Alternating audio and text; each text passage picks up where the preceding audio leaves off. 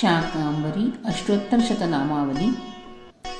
अस्य श्री शाकांबरी अष्टोत्तरशतनामावली महामन्त्रस्य ब्रह्मा ऋषिः अनुष्टुप्-छन्दा शाकांबरी देवता सौबीजं क्लीं शक्तिः ह्रीं कीलकं।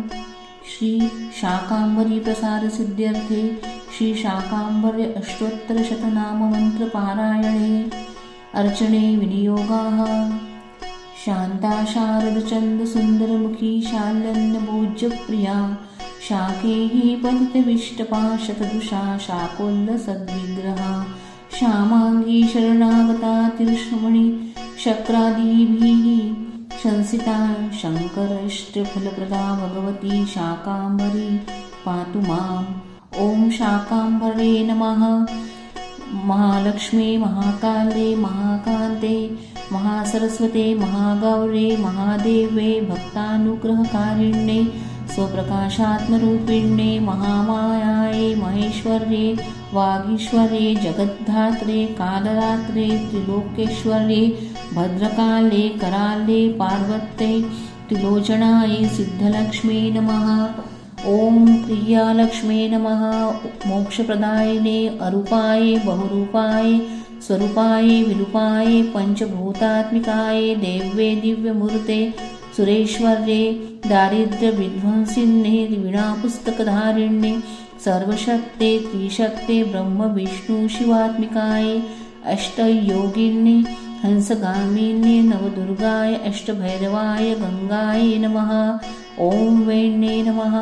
सर्वशस्त्रधारिण्ये समुद्रवसनाय ब्रह्मांडमेखलाय अवस्थात्रय निर्मुक्ताय गुणत्रय विवर्जिताय योगध्यानेक संन्यस्ताय योगध्यानेक रूपिण्ये वेदत्रय रूपिण्ये वेदांतज्ञान रूपिण्ये पद्मावते विशालाक्षे नागयज्ञोपवितिन्ये सूर्यचंद्र स्वरूपिण्ये ग्रहनक्षत्र रूपिण्ये वेदिकाये वेदरूपिण्ये हिरण्यगर्भाय कैवल्यपाददायिने सूर्यमंडल संस्थिताय नमः।